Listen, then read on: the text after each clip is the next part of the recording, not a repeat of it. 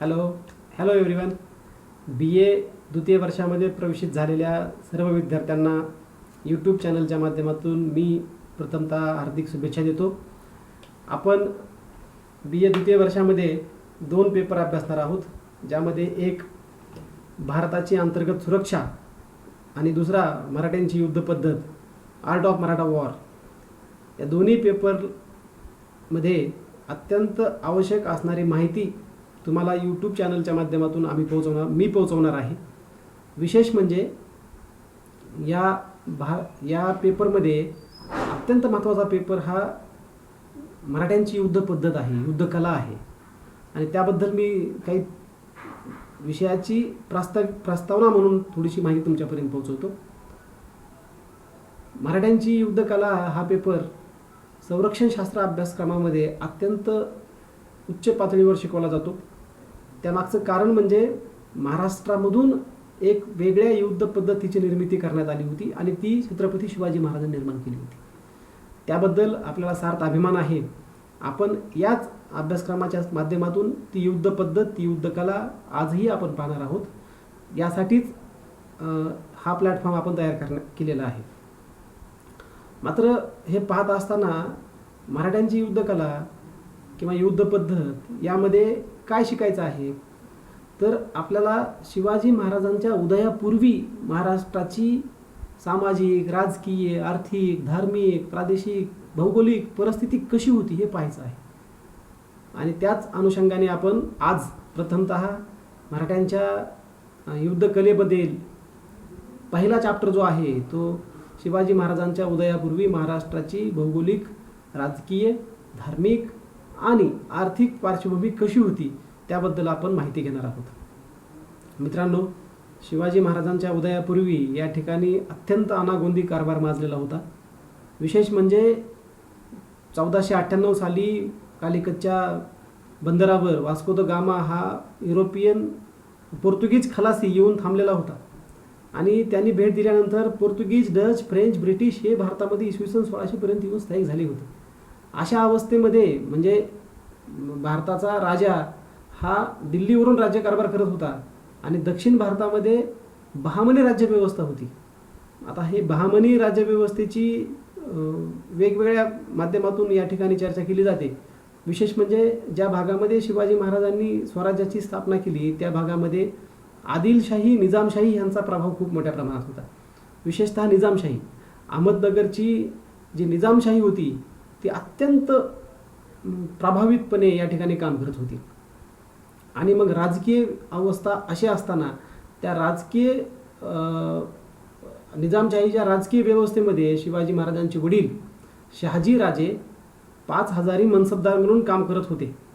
आणि त्यामुळे राज्यव्यवस्था अत्यंत वेगळ्या पद्धतीने या ठिकाणी मांडली जात होती. आणि याची जाणीव शिवाजी महाराजांच्या आई जिजामाता यांनाही होती आणि वडील शहाजीराजे यांनाही होती. म्हणून त्यांनी शिवाजी महाराजांना जन्म घेण्यापूर्वीची पार्श्वभूमी सगळी घेतल्याच्या नंतर सांगितलेली असेल. बहुधा त्यामुळेच शिवाजी महाराजांना स्वतंत्र स्वराज्य निर्माण करण्याचे स्वप्न पडले असावे. त्यामागे सगळ्यात महत्त्वाचा हात म्हणजे त्यांचे वडील शहाजीराजे आणि आई जिजामाता यांचाच होता, असे मी या ठिकाणी नम्रपणे नमूद करतो. या ठिकाणची भौगोलिक पार्श्वभूमी अत्यंत खडतर होती. आपण ज्या भागात राहतो, शिवाजी महाराजांनी ज्या भागात स्वराज्याची स्थापना केली त्या भागाला डेक्कन असं वगैरे पूर्वी म्हणतात. म्हणजे जसे भारताचे प्राकृतिक 5 भाग आहेत आपल्या सर्वांना माहिती आहे. म्हणजे भारतीय पर्वतीय प्रदेश, भारतीय मैदान, भारतीय पठार, भारतीय वाळवंट, भारतीय किनारपट्टी, तसेच महाराष्ट्राचेही 5 प्राकृतिक भाग पडतात. त्याच्यामध्ये पश्चिम महाराष्ट्र, उत्तर महाराष्ट्र, मराठवाडा, विदर्भ आणि कोकण, ज्याला किनारपट्टी आपण असं म्हणतोय.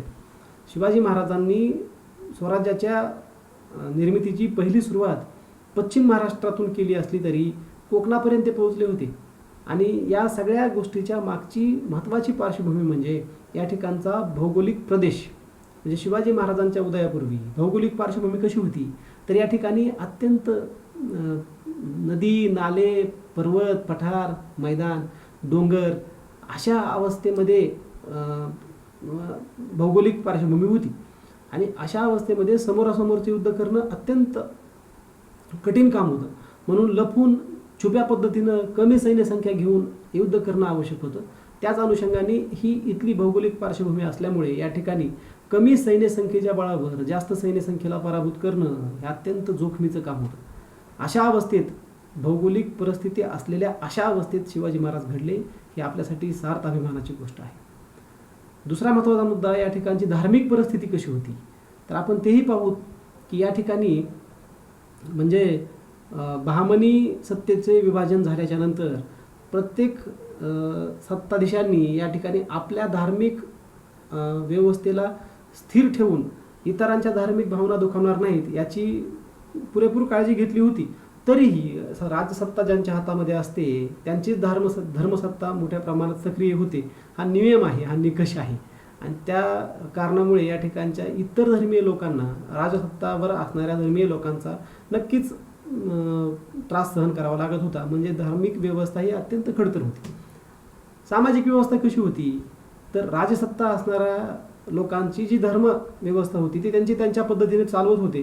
पण मात्र इतर जे लोक होते त्यांची समाज व्यवस्थेमध्ये ही वर्णव्यवस्था खूप मोठ्या प्रमाणात सक्रिय होती. म्हणजे शिवाजी महाराज ज्या समूहातून येतात त्या समूहामधली वर्णव्यवस्था पण खूप सक्रियपणे या ठिकाणी राबवली जात होती.